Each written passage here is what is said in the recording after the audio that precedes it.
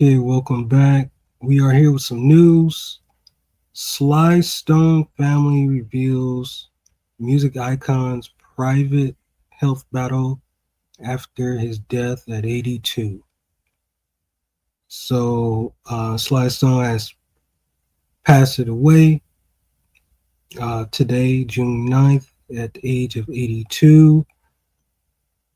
Um, we're going to get into this article by Yahoo, and then we're going to do a little reflecting, and then that's that. So bear with me.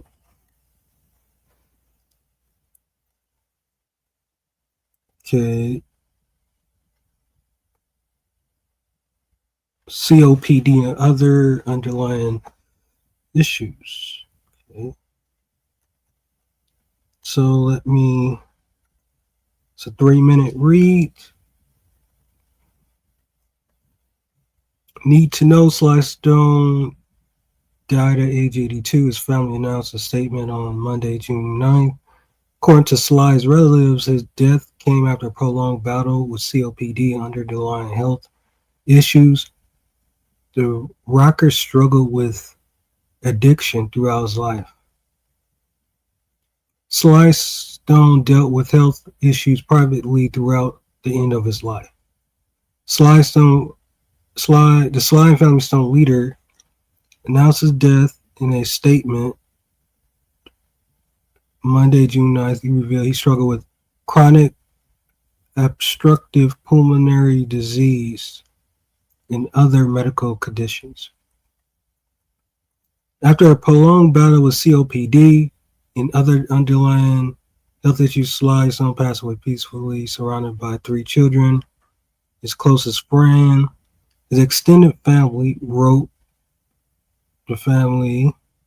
According to Mayo Clinic, COPD is an ongoing lung condition caused by damage to the lungs, results in inflammation inside the airways that limits airflow into and out of the lungs. Wow. Stone family did not specify his other underlying health issues. While we mourn his absence, we take solace in knowing that his extraordinary musical legacy would continue to resonate and inspire for generations to come. Continued the statement. Sly was a monumental figure, a groundbreaking innovator, and a true pioneer who redefined the landscape of pop, funk, and rock music. Added the family, his iconic songs have left an undeniable mark on his influence.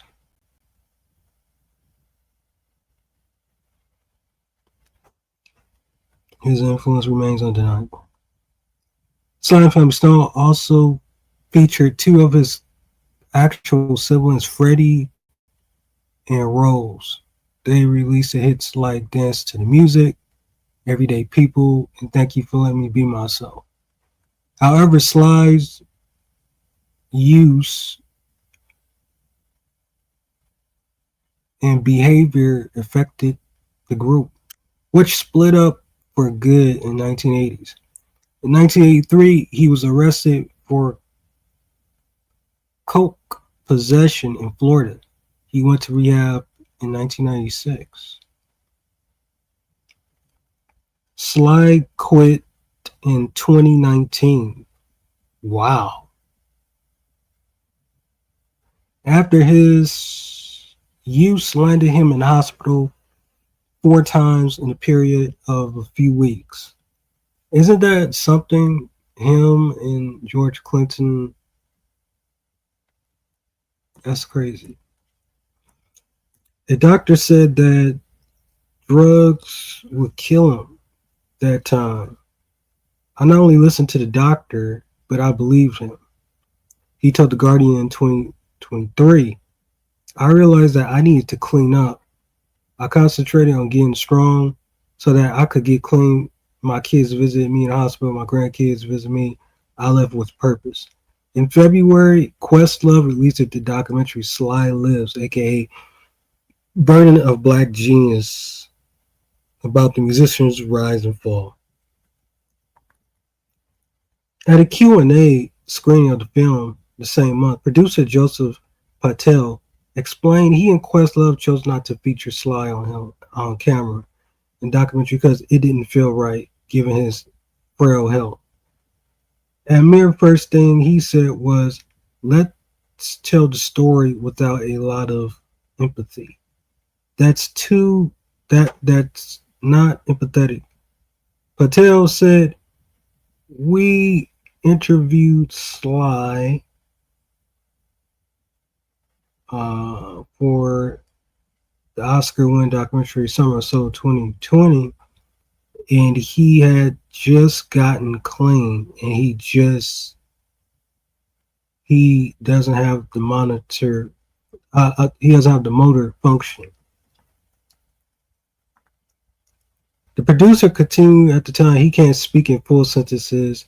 His eyes reveal a precociousness of lucidity that there that's there, but his motor function doesn't exist." Wow, wow, wow. And there's another article that's on to this. The Hollywood Reporter, Sly Stone, funk rock pioneer, dies at 82. Wow. What a day uh, June has been, right? Okay, so I'm not going to get into this other article. I'm just going to leave it at that. Um,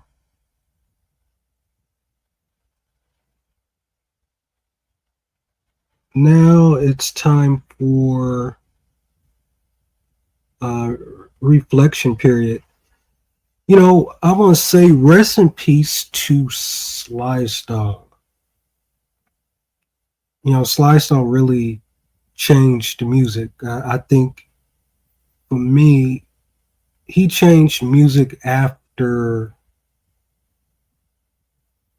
um,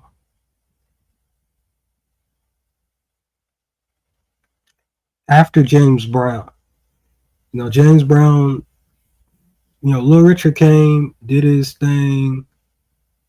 James Brown took it and put some oomph to it. The Sly Stone, put that uh, put that thing on it that eventually, became the standard. Eventually, the Temptations end up using the Sly Stone sound. Um,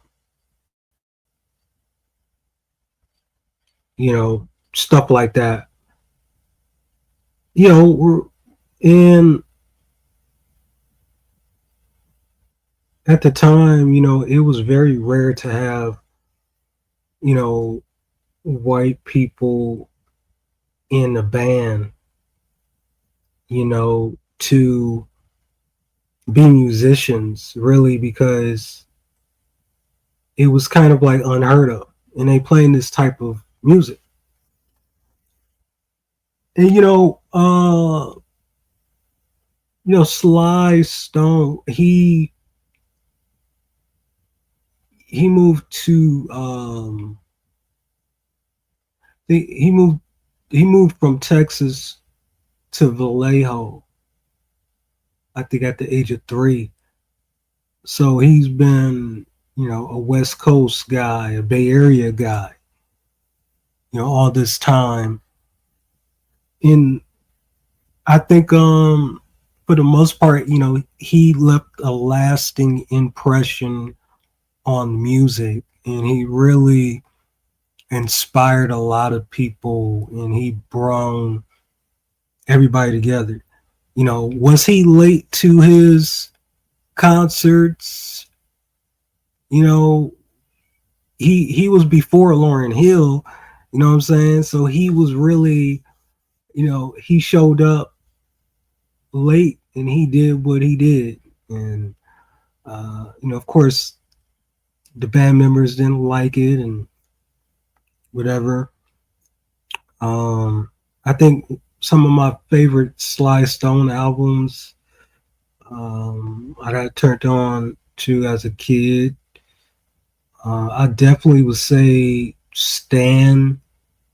Uh, that was in the collection. I remember it. Um, it was like a special collector master CD, and my pop still got that. But it's very interesting. Like I said,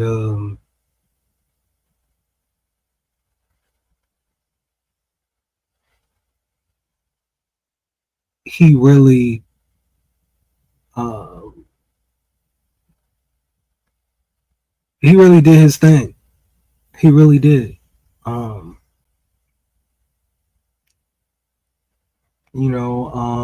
Stan, Fresh. There's a riot going on.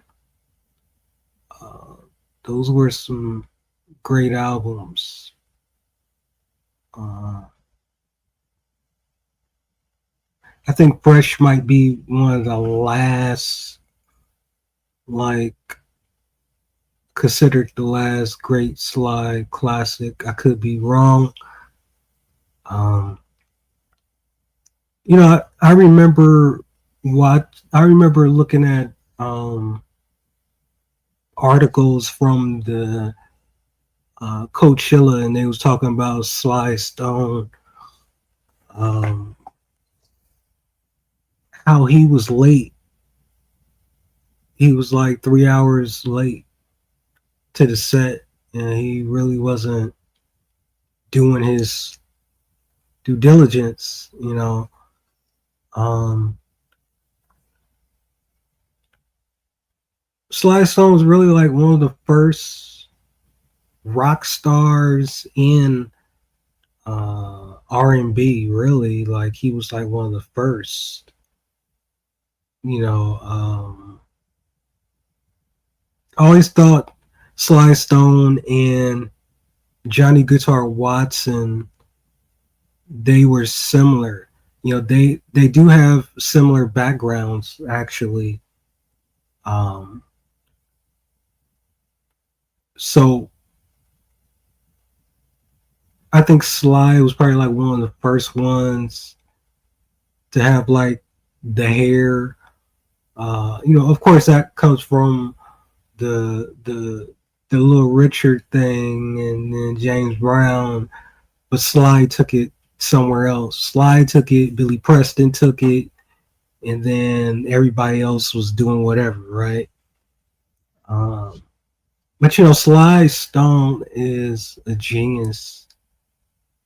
My one of my first times hearing Sly Stone was the anthology, Sly Stone anthology, and I thought that was like really one of the best um, compilations I ever heard. And I was only um, like what, really young, really, really, really young. I had to been like maybe 5 years old or so. So, um, yeah, I had to be like maybe 5 years old, and I'm actually going to show it. Yeah, right here. This what I remember in the collection, the anthology records and new LP. And I remember first time I heard um, uh, Family Affair. Um, it was just great music. Great. It was just so Sly Stone really set the standard. He really set the standard, and then P Funk followed suit. If it wasn't for Sly Stone to be in particular, music would really be just strictly Motown, kind of records. Motown would have been really just what you hear in those early records before Sly enters the game. Um, Sly Stone revolutionized the music. He really gave people the identity to be crazy. Um, if it wasn't for him, it wouldn't been Parliament, uh, funkadelic, really, in terms of what we know today, what we hear today. The doo wop records would have been doo wop, but Sly Stone doesn't. If Sly Stone doesn't come in the picture, everybody really just just waste themselves of really um, great material. I mean, this is a quite a big loss for the music industry. But I slide throughout the years, from what I've seen, he was really like holding on to dear life. It seemed like he was really like trying to pull it together. I remember, um, I remember when uh, they filmed that video of him outside of his little RV, and there was the guy was asking him questions. I remember when that hit the net. I remember um, when they was like Sly going to be on the Gangster of Love album. Uh, that was by, I think it was George Clinton or something. And so we talking like 2006, maybe 2007. Sly Stone, he influenced the Jackson Five.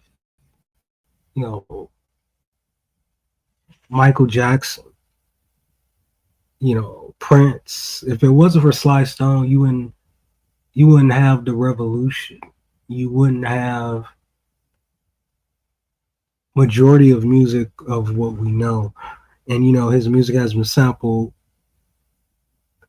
so many times in hip hop, and it's amazing how he lasted this long. Really, um, I had just bought my pops the Sly Stone uh, autobiography book um, around Christmas, actually. So you know, and then I couldn't I I wanted to see the documentary, but for some reason I couldn't watch it. Then I read he wasn't in there, so that was interesting to say the least. So I'm going to end this video, guys. You know, let me know, fellas, ladies.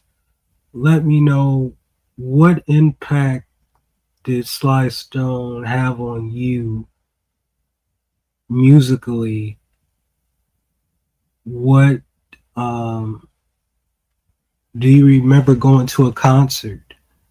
Do you remember uh, specifics of a song where you were and you heard it and you was like, oh, I gotta get that? You know, childhood. Did you listen to Sly Stone? What was your favorite album, moment, song? You know, that kind of thing. You know, reflection on the great things, not the turbulent things, right? Because that's already out there. So we are celebrating the life of Sly Stone, and you know, rest in peace to a revolutionary. Oh man, this is just it's unfortunate. Sly Stone, man, one of the greatest that ever do it. You can't duplicate. You can't make duplicates of a legend like this. I mean, he brung it. The drum machine, all that. All right, I'm out. Like, comment, subscribe.